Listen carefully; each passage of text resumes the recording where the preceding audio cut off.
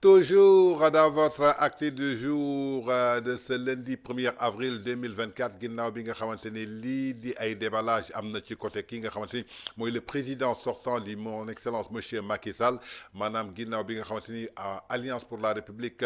di APR ñu ngi koy accuser que lii nga xamante ni mooy defetu lii di Amadou Ba mi ngi nekk ci loxoom ndaxte moom ci boppam moom moo daal di soutenir ki nga xamante ni mooy candidat coalition Diomaye président daal di koy jàppale ba nga xamante ni dafay battre campagne ba noppi daal di réussir joxe instruction de vote muy ay déballage yoo xamante ni ñu ngi koy gis daal ci parti bi nga xamante ni mooy ñoo ñàkk pouvoir bi muy APR di Benno Bokk Yaakaar plus particulièrement ci kaddu ki nga xamante ni mooy Omar Sow ak ñenn ci ñoo xamante ni gis nañu def seen analyse d'après preuve yi ñam que Macky Sall moo saboté li nga xamante ni mooy campagne yu Amadou Ba ba mu ñàkk pouvoir bi ñenn ñi jàpp nañu deal la boo xamante ni dafa dox ci diggante kii di Macky Sall ak kii nga xamante ni mooy Ousmane Sonko di leaderu Pastef ak ñi nga xamante ni mooy waa France ak kii nga xamante ni mooy Karim Wade ginnaaw bi nga xamante ni daal nee nañu lii di pétrole Sénégal dafa am ñi nga xamante ni ñoo nekk foofu ca Qatar dañ ci am intérêt alors que Karim Wade mi ngi foofu ca Qatar ginnaaw loolu déggoon ngeen Ousmane Sonko lu ñu ko doon jiiñ maanaam ci benn couple qatarien donc nee nañu benn deal la en tout cas ci biir loolu daal am na koo xamante ni def na ci benn analyse bu pertinent dañu dem déglu ji analyse bi nga xamante ni def na ko jëmale ko ci deal bi nga xamante ni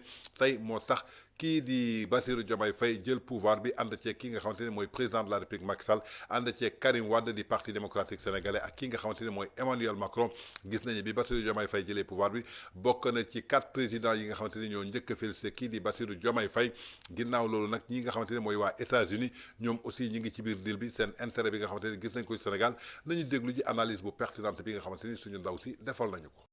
Cette deuxième composante, c'est un deal.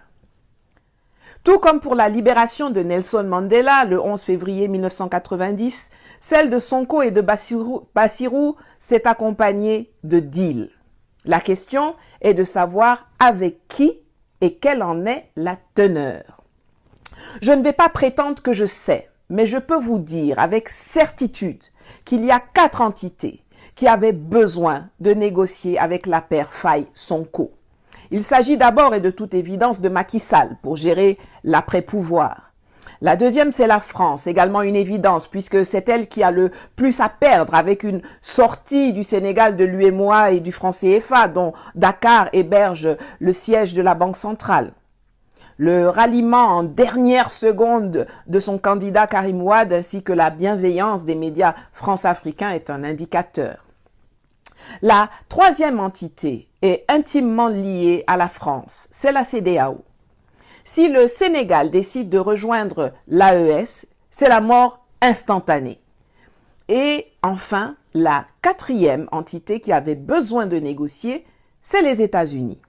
Le Sénégal est le siège des principales institutions onusiennes pour l'Afrique de l'Ouest, comme l'UNESCO, l'UNICEF, le PAM, l'UNHCR, l'UNOWAS, mais surtout en compétition géopolitique avec la Chine et la Russie et à la recherche d'un siège africain en Afrique de l'Ouest pour le commandement militaire américain en Afrique, qui est jusqu'ici basé à Stuttgart, en Allemagne,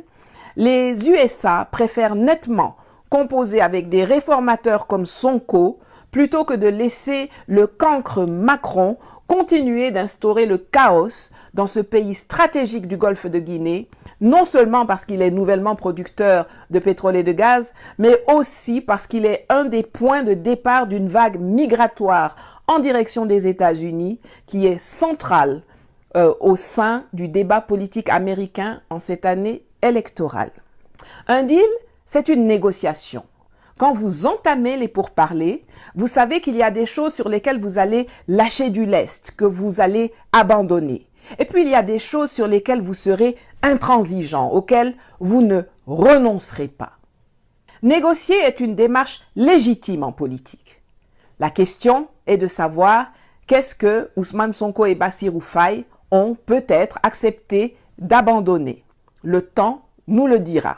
L'exercice du pouvoir est différent de la conquête du pouvoir ou de son commentaire.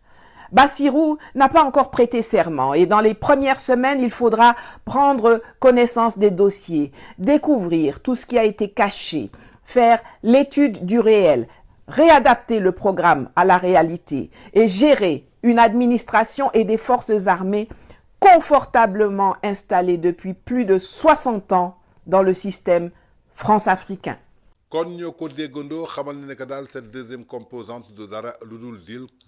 méngale na ko li nga xamante ne mooy libération Nelson Mandela bi muy génn foofu ca kaso ba ci Afrique du Sud ak parti boobu di ANC ginnaaw loolu mu jëm directement palais dafa mel ni même scénario boobu la ñu gisaat fii nga xamante ni moo conduire kii di Bassirou Diomaye Faye ba ñuy déposer candidature yi Bassirou Diomaye Faye était en prison ba ñuy valider candidature yi Bassirou Diomaye Faye était en prison bi ñuy démarrer campagne électorale bi Bassirou Diomaye Faye était en prison. À 10 jours des campagnes électorales la Bassirou Diomaye Faye génn foofu ca prison bi mu jeexalee li nga xamante ne mooy campagne électorale bi daal di noppalu samedi dimanche moom moo dégg le 5e président de la République du Sénégal donc jàpp ne daal benn deal la boo xamante ni dañ ko orchestré avec ñi nga xamante ni ñoom ñoo fi nekk muy président sortant bi ak ki nga xamante ne mooy parti boobu di Pastef ak ñi nga xamante ni mooy waa Karim Wade di PDS ak ñi nga xamante ni mooy waa français yi di Emmanuel Macron ak ñi nga xamante ni mooy waa États-Unis ci ay intérêts yoo xamante ni gis nañ ko jëmale ko suñu ay ressources naturelles yoo xamante ni am na fi muy pétrole bi ak gaz bi nga xamante ni war nañ def première exploitation bi maanaam mi-juin juillet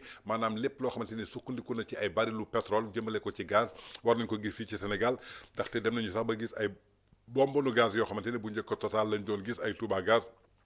mais lii di Petrosen commencé na wane lii nga xamante ni mooy ay couleuru bombonu gazam donc nañ jàpp ni que daal yaakaar am na espoir am na te espoir boobu pour ñu jox ko fale ko ñu teg ko ci ki nga xamante ni maanaam loxoom dafa set wecc dafa neutre maanaam jëmale ko ci lépp loo xamante ni dafa jëm ci activité politique moo tax ñu daal di laal dil boobu donc sénégalais yi mën nañu am espoir ci ki nga xamante ni mooy le 5e président de la République di son excellence monsieur Bassirou Diomaye Diakhar Faye bi nga xamante ni moom la ñu dénk li nga xamante ni mooy bopp réewum Sénégal ci juróomi at ginnaaw loolu daal mu doxal en tout cas muy li nga xamante ni daal benn constat la muy pertinente analyse bi nga xamante ni suñu consoeur bi nga xamante ni suñu naataangoo la nekk ci sous région bi def na ko muy jàngal bi nga xamante ni ku ci nekk mën na ci tirer leçon li may wax daal xel du jëriñ lu dul xalaat ku ci nekk soo dégloo rek yow yaay def sa analyse bopp ak sa commentaire naka nga ko jàngatee.